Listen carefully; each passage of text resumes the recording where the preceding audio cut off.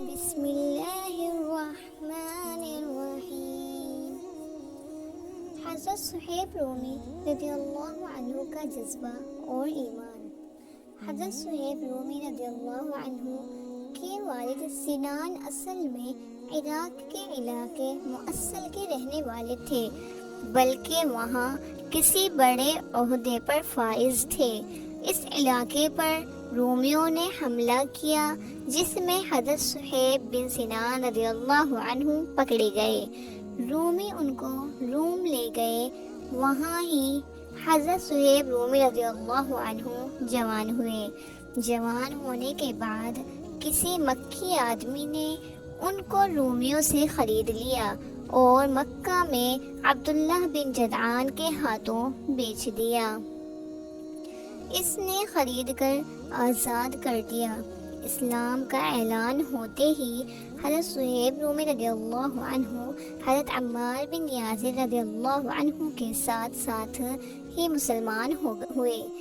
یہ تھے تو آزاد، مگر مکہ میں ان کا کوئی خاندان اور قبیلہ نہیں تھا، اس لیے مکہ کے مشرکین نے ان پر خوب ہاتھ گرم کیے، خوب تکلیفیں پہنچائی۔ یہ کئی بار بے ہوش ہو کر گرے، لیکن مشرک مار سے باز نہ آئے۔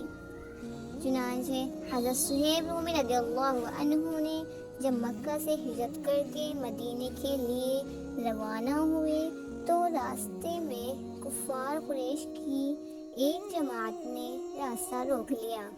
یہ دیکھ کر حضرت صہیب رومی رضی اللہ عنہ اپنی سواری سے اتر کر کھڑے ہو گئے اور ان کی ترکش میں جتنے تیر تھے سب نکال دیے، اور قریش کی اس جماعت سے خطاب کیا کہ اے قبیلہ قریش، تم سب جانتے ہو کہ میں تیر اندازی میں تم سب سے زیادہ ماہر ہوں۔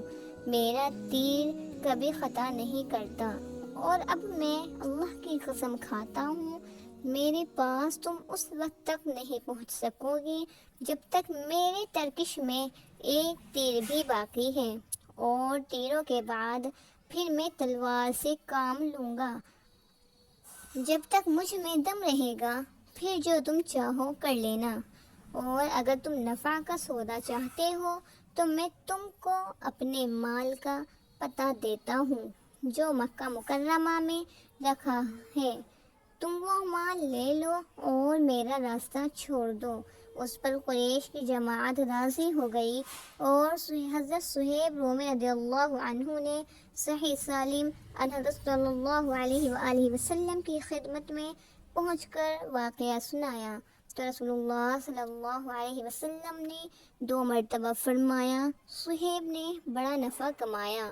اس پر قرآن کریم کی یہ آیت نازل ہوئی اور انہیں رضا الہی نصیب ہونے کی خوشخبری سنائی گئی۔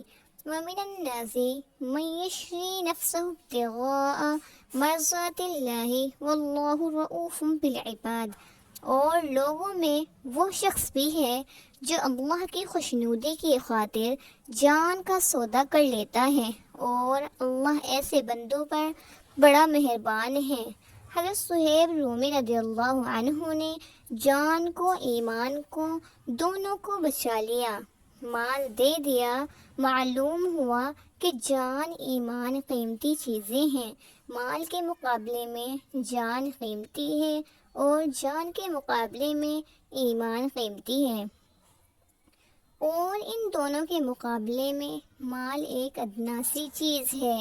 اس لیے مسلمان بھائی کو اپنے ایمان کی فکر کرنی چاہیے، مسلمان کا یہ جذبہ ہونا چاہیے جو حضرت صہیب رومی رضی اللہ عنہ کا تھا۔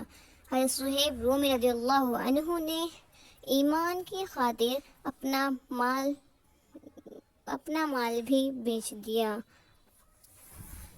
ویڈیو اچھی لگی ہو تو لائک، شیئر اینڈ سبسکرائب۔ ایسی ویڈیوز اور کہانیاں سننے کے لیے ہمارے چینل کو سبسکرائب کریں۔